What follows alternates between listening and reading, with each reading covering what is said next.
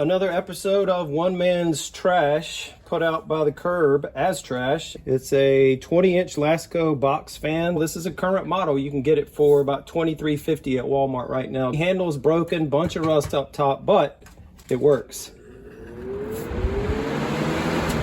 All 3 speeds work, so it just needs to be cleaned up and replace the handle. So we're gonna get that done. These are Phillips head screws. There are 2 on the top, 2 on the bottom, and 1 on each side.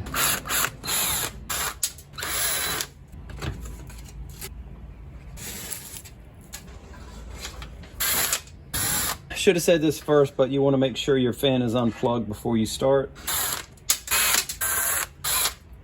So 6 in the front, 6 in the back, you're going to wind up with 12 screws. To get the blade off, I believe it's just going to slide off the shaft. Yes, it just slides off. To get the motor out, we're going to take out these 4 screws in the back first.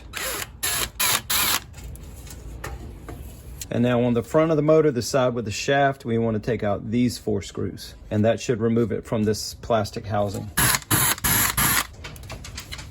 Now on the motor itself, 4 more screws, and those are starting to strip out. Let me get a better screwdriver.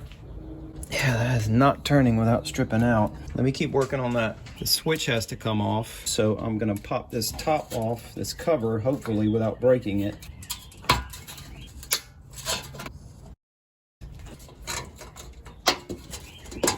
You have to push in on each one of those tabs and it'll pop out. In this channel on the back side of the housing, that cord is glued in.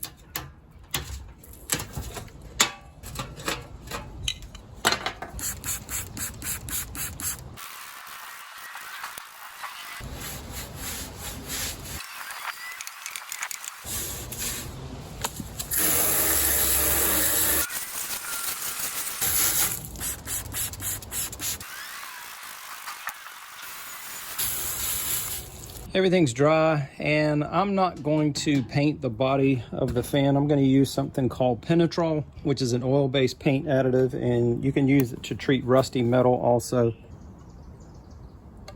A little bit goes a long way.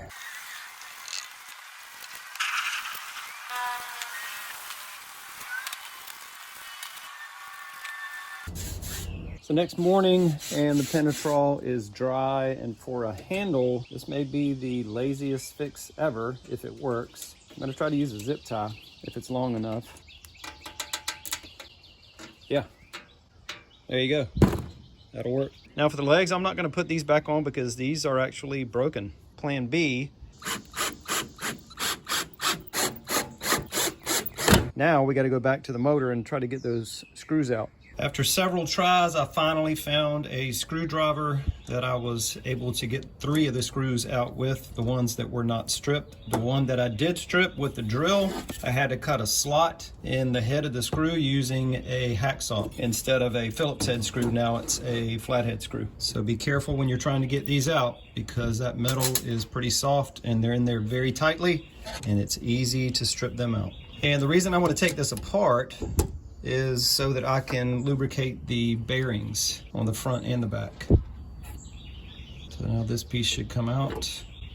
Down here on the bottom especially, you cannot get to those bearings unless you take it apart because it's sealed on the back. So I'm going to use a clean paper towel, clean it out a little bit, try to get the old oil out and any dirt that may be in there. And then I'm going to use 3-in-1 oil that is made specifically for electric motors, a 1/4 horsepower or larger. And I do have a couple of other fan videos and I get comments all the time on those videos. Can I use WD-40 to lubricate my fan? And can you do that? Yes. Should you do that? No. WD-40 is not a lubricating oil. It's more of a cleaner.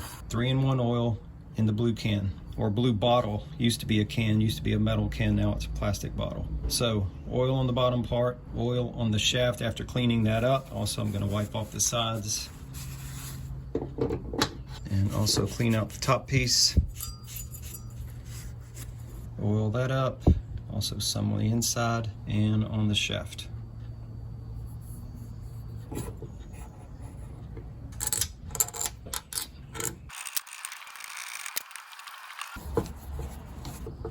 I also cleaned off the back and the front, those slots where air circulates around the motor. I got those cleaned out with an old toothbrush. I'm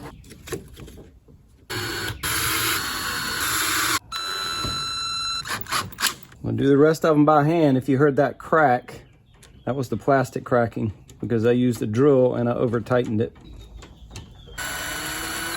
Not paying attention to what I'm doing because this screw should have gone in that hole.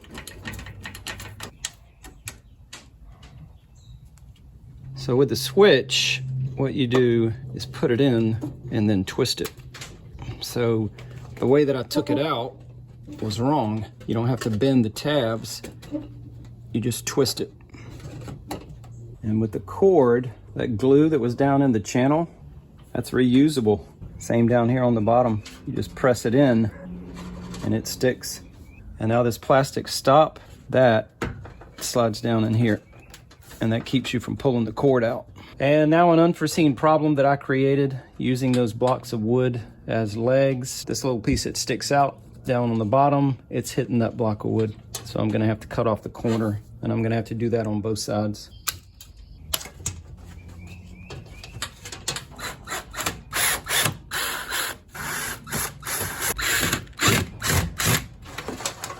Looking through this hole, there's a flat side right there. And you line that flat side up with the flat side on the motor shaft, which is right there. And before I go any farther, I'm gonna put the knob on the switch, plug it in, and turn it on just to be sure it works before I put that front piece on.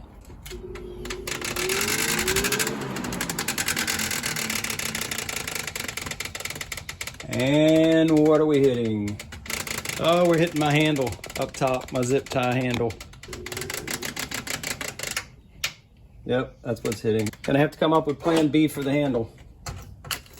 That's not working, because now, no noise. Just like I thought, I had to trim this corner off as well, so that would fit.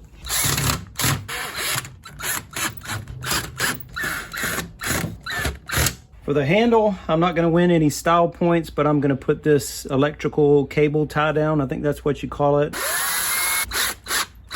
You can see I'm putting the handle to the front off center so that the blade, when it spins, it won't hit the screws. Like I said, not pretty, but functional.